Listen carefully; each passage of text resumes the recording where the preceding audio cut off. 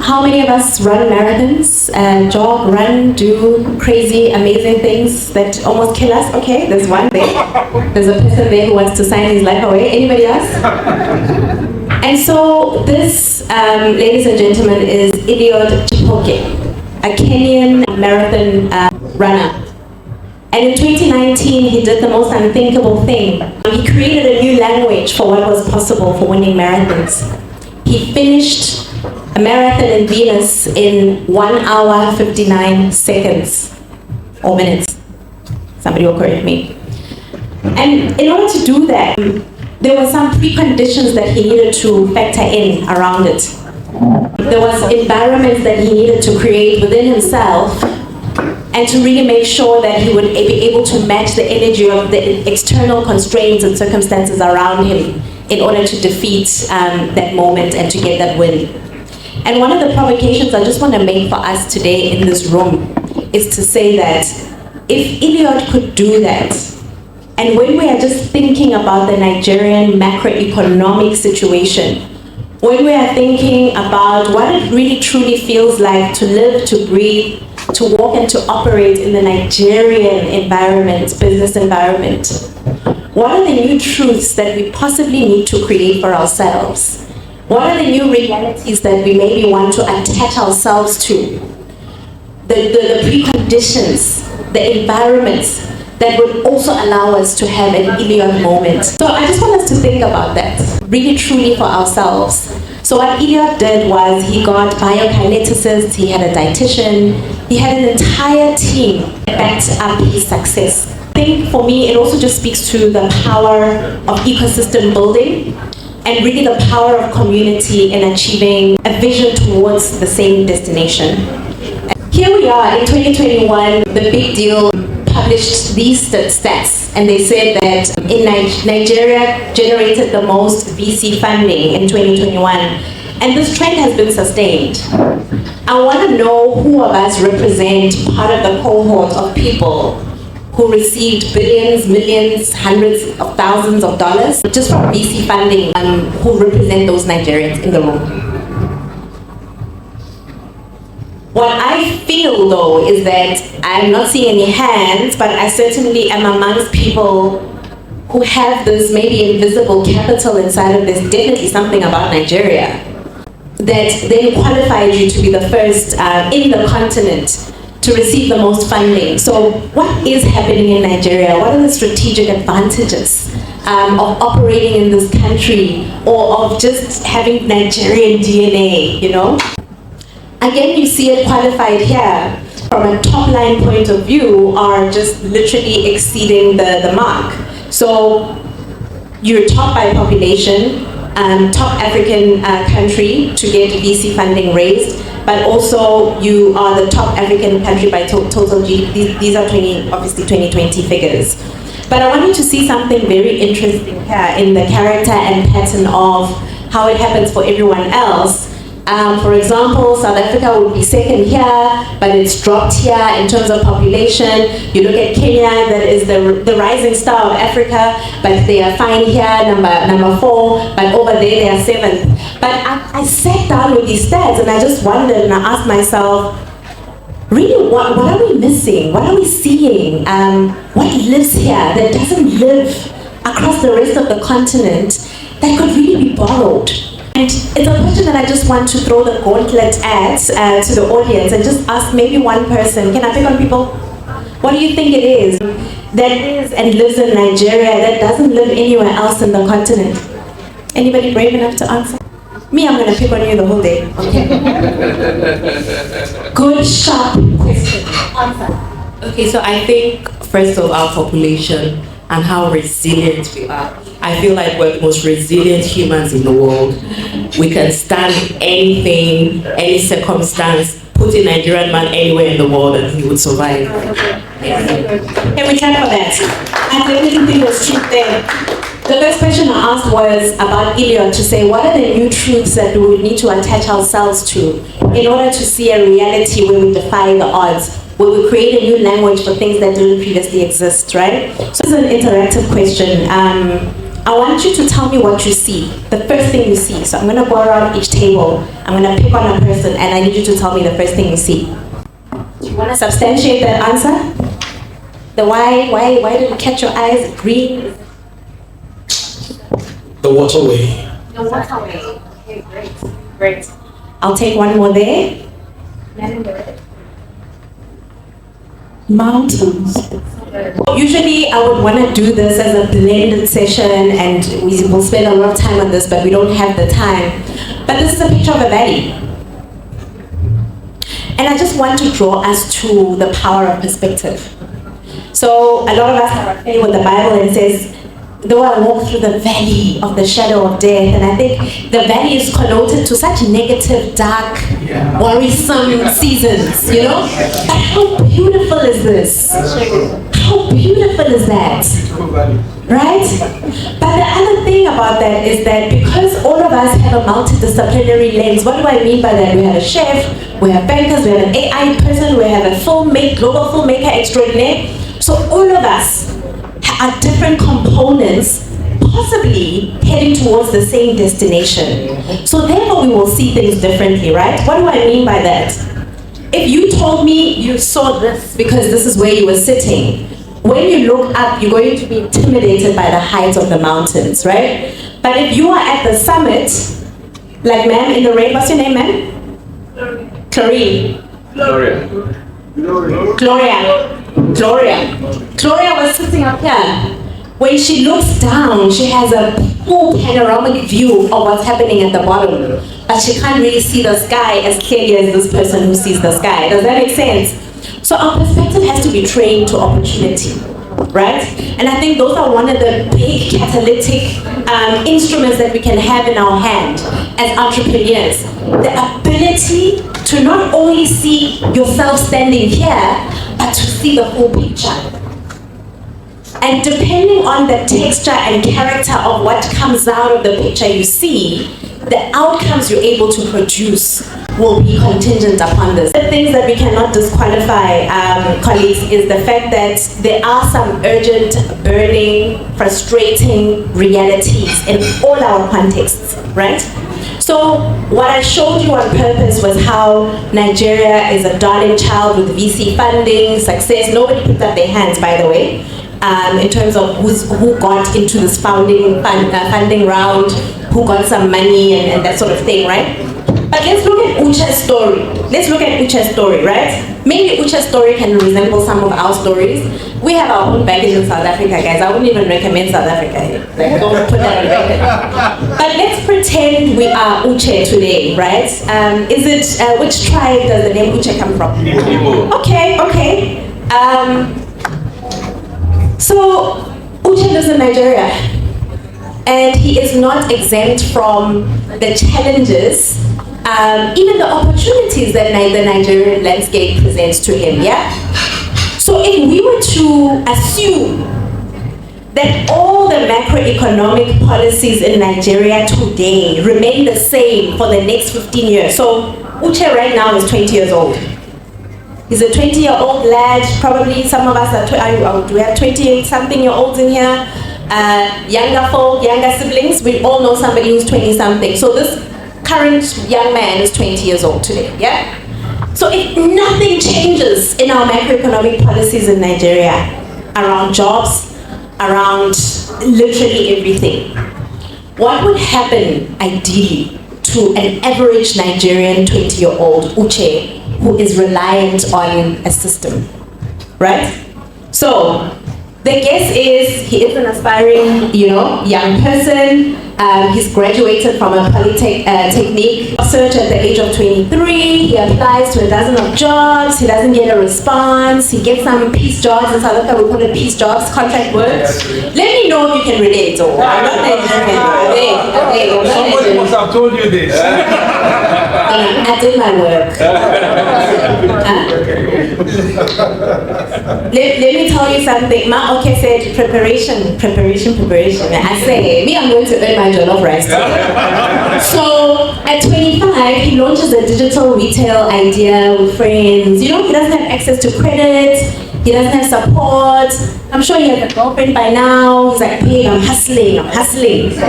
By year 2, by the second year, his business shuts down. Why? Don't you guys also have a very unsuccessful sustainability rate for entrepreneurship in Nigeria? You are second after South Africa, so I can do it. Yeah? All right. So where there's no more pay because now the business has shut down. And then he decides, let me go abroad, right? So he applies for a digital fellowship in Germany. He gets rejected due to visa restrictions and economic migrant profiling. How many of us have been profiled in the room? Yeah? Sometimes you make it through into the country, but they want to search your bag to sniff for food. Yeah? Profiling, right? And I think for me, those are just some of the tangible constraints. We can't come and talk on platforms like this and not identify even the things that we think are small and exclusive to us, yeah? I think let's bring those things to the surface. So when I said, I want us to go there, let's make this go there, yeah? I'm gonna pick on you, so you're looking smart, you're looking nice, you look like you know Uche, you know Uche, you look like you know. At the age of 30, I mean, everybody wants a life, right? Everybody wants to settle down or whatever. He gets married, right? I mean, he cannot get married, Shem, because he doesn't have, but he doesn't have insurance. Just feels like his dreams are deferred. He's renting a back room somewhere. Do we all know it, Uche? It's sad. We need to do better, right? But remember, Uche is where he is because he's relying on his sister. Yeah? Okay. And then now he's 33 and he's burnt out. Right? He's still renting. He has no savings, no pension. But he's also too young to give up. So what do we think could happen to him? Like, can we identify with a cousin, with somebody who's in this situation? So entrepreneurship is the catalyst for possibilities we don't necessarily have language for yet. There's something called the valley of disappointment when you study, the insides of entrepreneurship. It's a graph. So underneath that graph is that 7 years, that 5 years, that something years, where you have an idea and it's going to work for your economy. But the environment is not yet right for it. And I think all of us have a decision to make when we're at that interface. We have the decision to have courage or to just compromise and yank back on our dreams, right? I think somebody said it may have been you, Kuma, about just going for it, Solar energy in South Africa, and I believe maybe the same trajectory in Nigeria, 10 years ago, it just seemed like a dream. Just like, what? What do you mean? And now, a lot of people are going for solar in South Africa. So the people who conceptualized and saw the need for solar had to wait until the macroeconomic factors were ripe enough to welcome their ideas. So that is called a valley of disappointment. I want us to be conscious of that. I think when we plan our dreams are also by design. There's a design element that comes to sustaining a dream. So it's not enough to be Uche and it's like, babe, I've got this idea, babe. It's gonna blow the market, babe, right? How does it blow the market?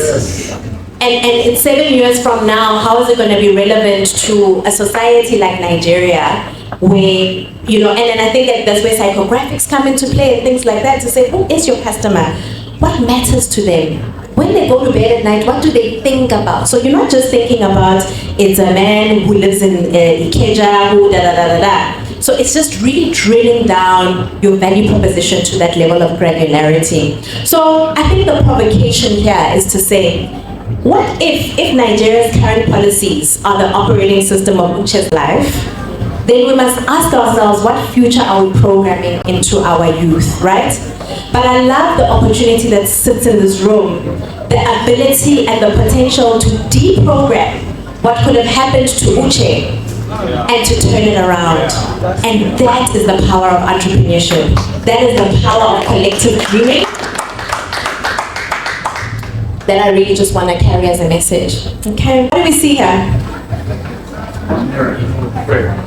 Okay, you see a mirror? Somebody said they see a frame, yeah? Ma'am in the orange is trying to avoid the camera. Okay, she's busy. It's a frame. It's a frame. Mr. Williams said something very important. He said, unless you know your purpose, you are going to be copying everyone else, right? And I think we live in a world that is where information is so available that we live on borrowed revelation, right? So because information is available, I'm going to take her strategy, look how she posts on social media, and be her. I am going to be Maoke tomorrow. But you cannot. You cannot live on borrowed revelation. This moment is a moment to empower what we already have inside of us, yeah? It's not a moment to be anyone else but yourself. I want us to look at this more differently now, right? Imagine this is all of us. And what I mean by that is that you, yourself, with your life in your context. This frame is how we rocked up today. It's our posture. It's the thing about us that we decided to position first to the world. Does that make sense? Yeah. So every frame will be different in this room, right? Yeah. And then I want us to graduate that thinking to think about it as a business, right? Maoke said something about differentiation and really having the thing that really is so distinctive about who you are. So the frame is that. The frame is the thing. It's your posture, it's your ability to stand, and your ability to be positioned in a particular environment. All frames need to be mounted on walls, right? Yeah. Because what is a frame without a wall? Yeah. If it's a frame and it sits under your bed, it ceases to be a frame, right? And I really want to drive that point home. If it is a frame and it is slipped under your bed, it ceases to be a frame. It is no longer a frame. So the frame is the thing that is functional, that is adaptive, that is palatable, that is malleable about us, right? Think about your business as a frame, yeah? Think about your business as a frame. But in order for it to be relevant, it needs a context. It needs a wall. And one of the things that I find we have not necessarily been brave to do as entrepreneurs with big visions is to take stock and to really draw to the point of dryness, to draw as much as we can from the quality and texture of our context and our environments. You cannot go and pitch for VC funding and not pitch the fact that you come from Nigeria and these are the operating challenges in your context. That is gold. That is the thing that makes you who you are. That is the thing that makes you have leverage and power in a room full of other people who are so detached from their cultures and identities. Imagine you could walk into a space where people can easily try and emulate you and live. We are all living from borrowed revelation. I also run an agency in this. You can run anything now on social media. But the thing that is going to be the testing ground is the quality of the wall that you are built on. And I think a lot of us are subjecting ourselves to strategic erasure. What do I mean by that? We feel that if I can just get away with not telling people that I'm from the Southwest or the East or from the North or whatever, that I can get into this room. But what I'm challenging us to do, and I'll give us a minute just to think about our value propositions as a business, is to say, what is the story that even made you? What made you this frame anyway? If anybody has it, I can pick on you and then we can kind of code to then how do you speak about who you are? Okay, because that's also then the next level, the next phase. I can speak about myself then, for now. So for me, as you know, my name is Lucy Balimba. I run a strategic brand consultancy called Entelo Africa. I'm incredibly passionate about the potential of Africa. I feel that how we tell narratives about our continent has a direct consequence to the texture and character of social life. So I call myself a narrative strategist, a narrative designer, and how I met this level of destiny in my life and how I collided with that purpose was through a sequence of moments of surrender to being productive with pain. I went through quite a lot of pain growing up as a young kid, And God used that moment to transform it for me to meet the fact that I am a good orator and I'm a good writer. I would have never known all of those things about myself, lest I went through the things that I went through. But for me, that is my wall, and nobody can take that away from me. Do you see how you can translate?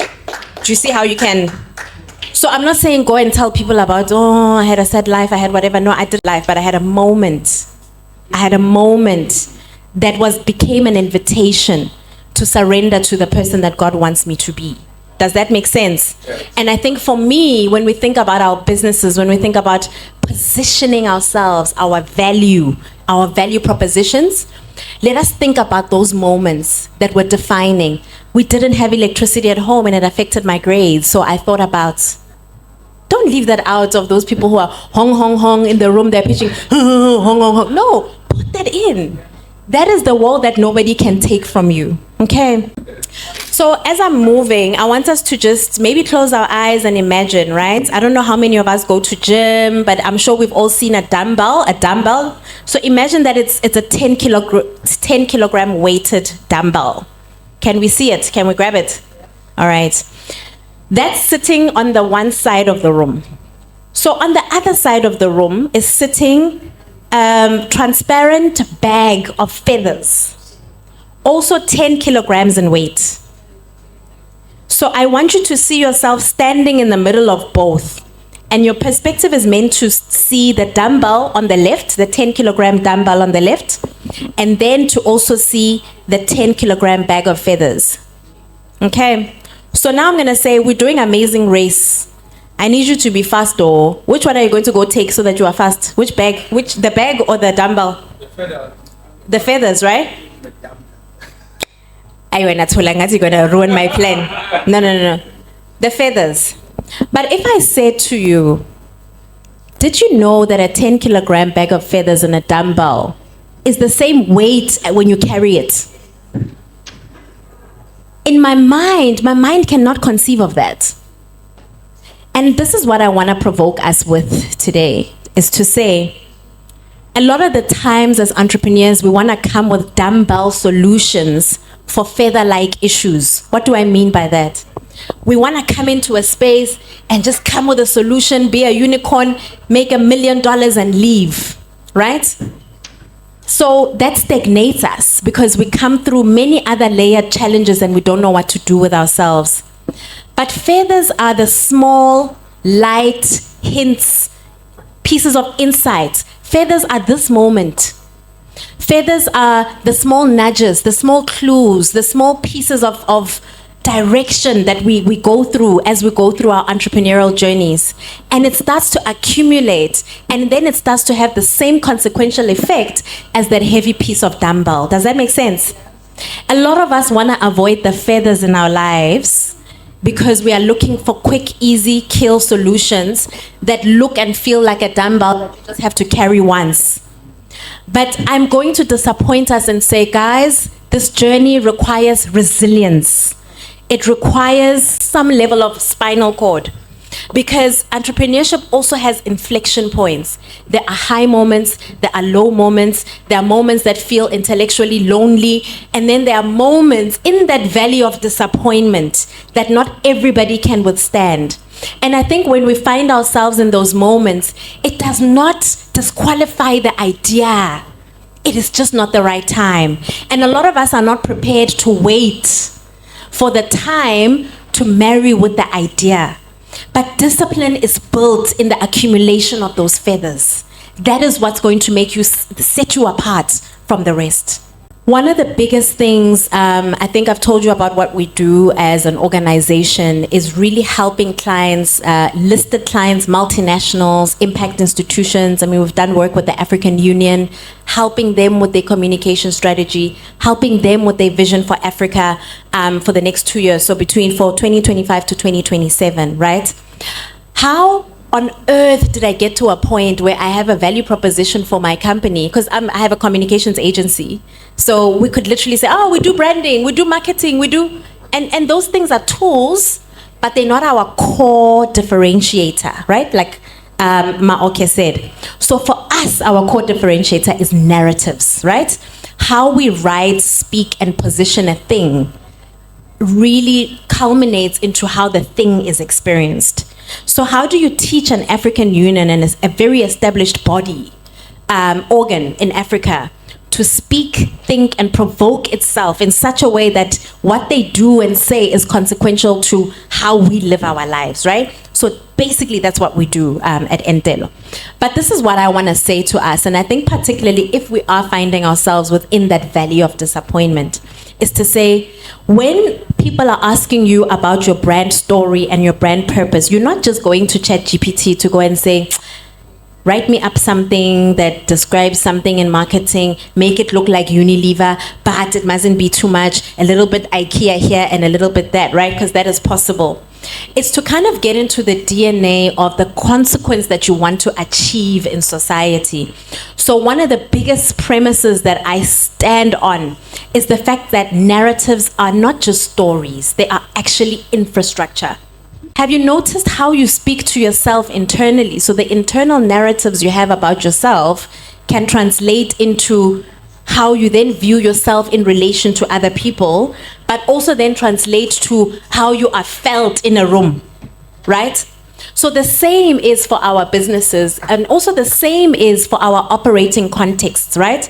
So while we are moving and operating in a climate that may not necessarily be ripe, ready, and friendly to the ideas that we have, what we say and believe about that climate becomes infrastructure. It becomes bricks. It becomes the little feathers that eventually mean something to how we move or limit us, our movement, okay? Many of us have been to France, seen the Eiffel Tower, want to see the Eiffel Tower, etc., yeah? Guys, that thing is just a tower, hey? Like, it's just a tower. I think there's a lot more to do in Paris than go to the Eiffel Tower, right? But here's the deal. The Eiffel Tower was once ridiculed in the 1800s as an eyesore, but now it's been transformed into this symbol of modernity, of desirability, etc. So when you think about Paris and you think of asking somebody to bring you a souvenir, you automatically think of a little, right? Because it just makes sense. So we need to ask ourselves, what was the design architecture that took place?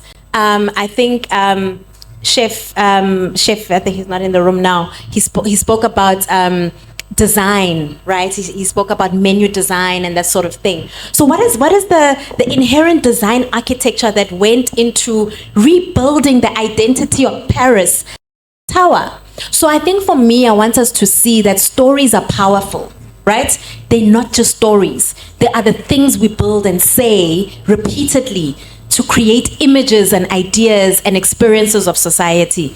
And therefore, what we say about our businesses and how we say it will also have the same consequence. I was talking to someone this morning and I said, I've never imagined myself eating a hamburger, and drinking some juice with it to feel that sense of refreshment. I always want to eat it with a Coke, a Coca-Cola. Because Coca-Cola has invested billions of rands to tell me that in order to enjoy this moment, I need to have this burger with a Coke. Not with some weak drink that you need to mix with water and that sort of thing, right? But it's a socialization process. And I think the same for Nigeria. As contentious, as divided, as I don't know how this conversation may be, but at least I'm neutral because I'm South African. When you even just look at how they've positioned the Biafra War, you guys are sitting on capital, on stories, on truths.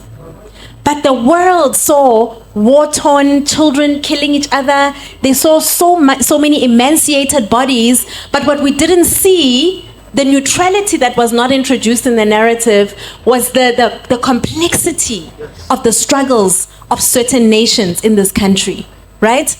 And I think for me, that is a missed opportunity, but also to show you the consequence of not seeing life accurately.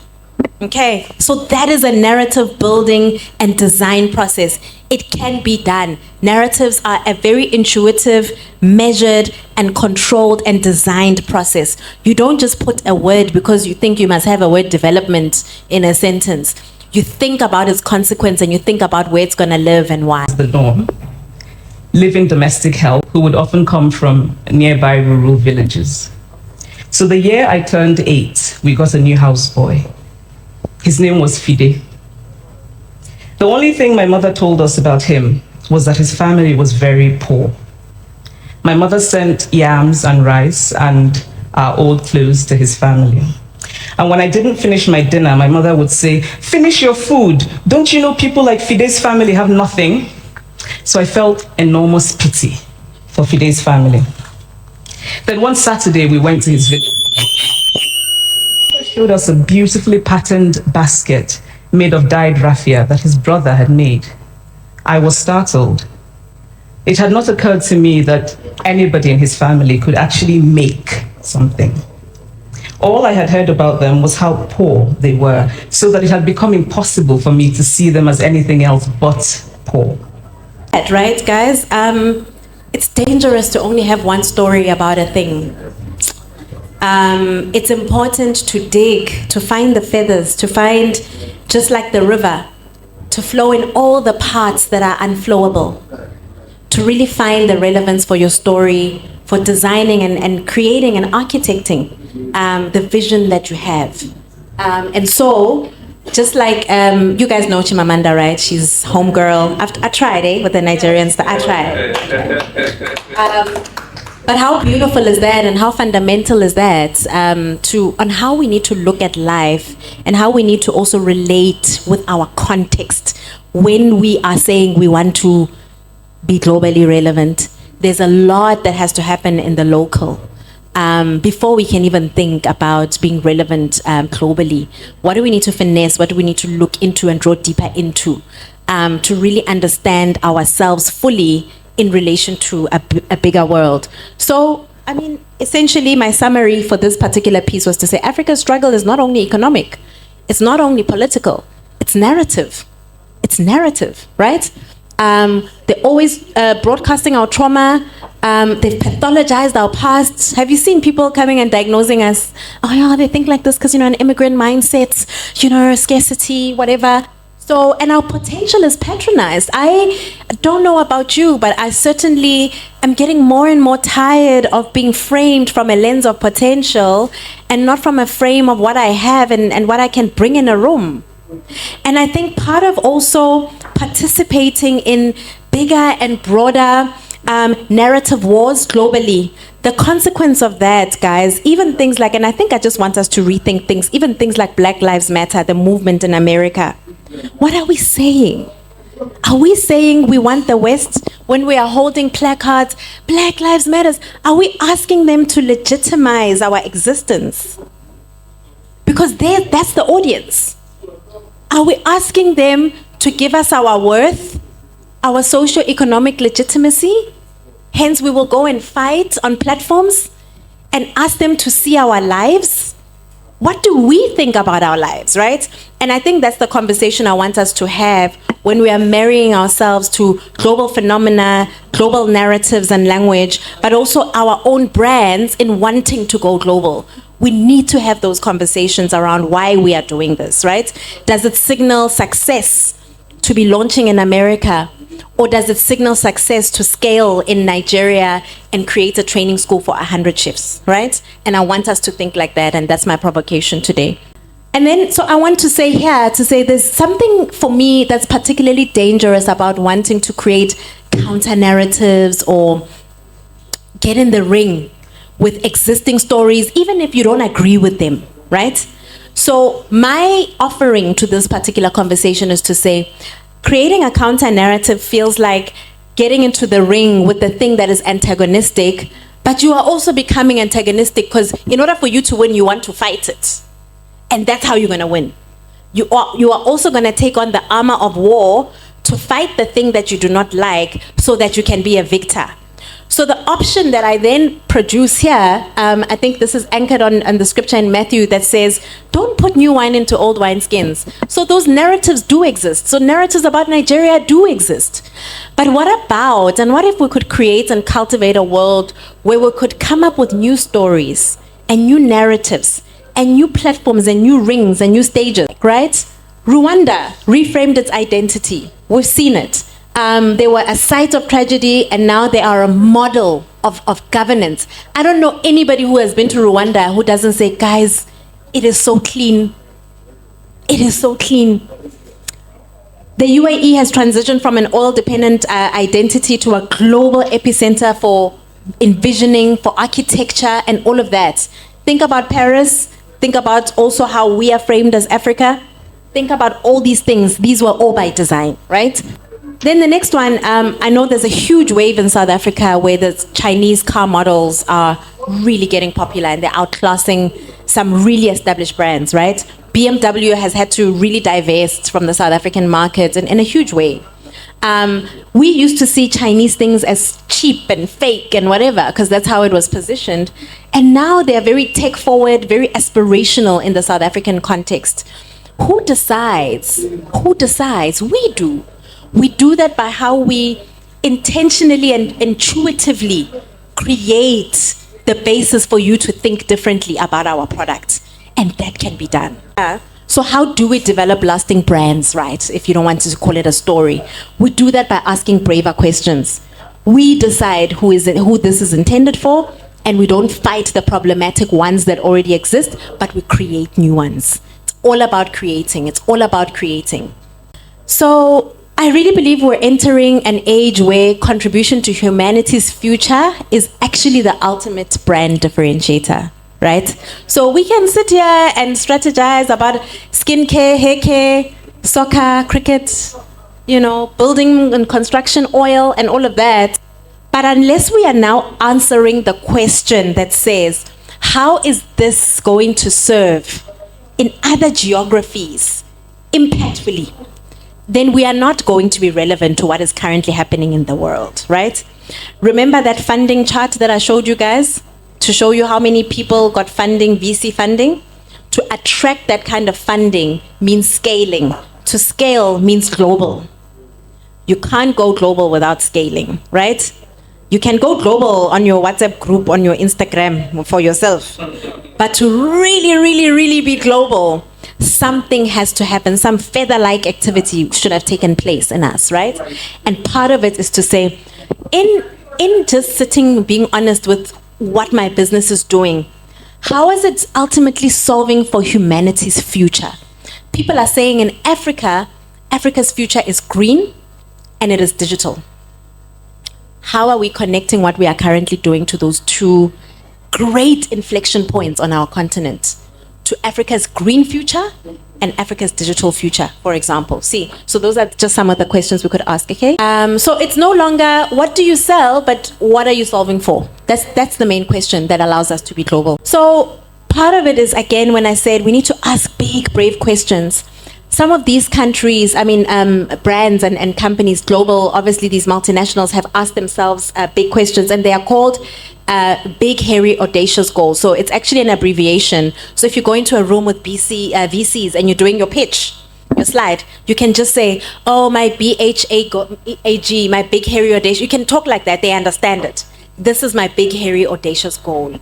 And for an Uber, for example, that operates in South Africa, is transportation. They want to see transportation as reliable as running water everywhere for everyone. Seriously, guys, I take Uber everywhere. Like, that's my life. I probably won't need a car next year because it's just set. That's just how Uber operates, right? So those are the kind of things you can start really blending into your strategic logic about how you are designing and architecting your vision for your business, but also its sustainable relevance, right? Remember, to be an uche is for you to say, this is what I'm selling. But to be what's your name, sir? You look so smart, so presentable. My name is Steven. Steven. So, but to be a Steven, you have to be asking yourself these questions. And when you are applying for VC funding, for seed funding, for example, seed funding, guys, you don't even need to have the thing running. It's an idea, that people back up. You need to be able to answer, what is your big, hairy, audacious goal, yeah? Other things that came from UCLA is this concept of grand challenges, right? And it's been used everywhere, and it's almost like a thinking model that VCs are also using now, right? And the idea is to say, what are the grand challenges that are currently taking place in a new global playing field. So how I've tackled this particular lesson, this masterclass, is to say, it's one thing for me to say, this is how you become global, but it's another thing to say, well, in order to become global, these are the steps, right?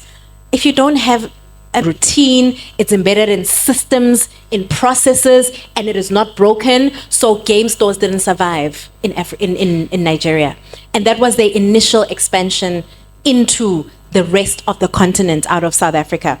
It was a very interesting lesson to see who the kind of survivors, the kind of companies that survive in like a Nigerian environment, particularly in retail, and the ones that don't. But how do you then connect your vision to something higher than just selling tomatoes, but to say, these are the fundamental infrastructural systems that I am actually solving for? Because now, even that, you've opened the mouth of the VC, hey? They're just waiting to put money on you, just by thinking like this. Okay, let's move. So we see here, these are the top investors in Africa between 2021 and 2022. These are their logos. You can't see them properly here. And that's the amount of money that they put into the continent, obviously Nigeria mainly.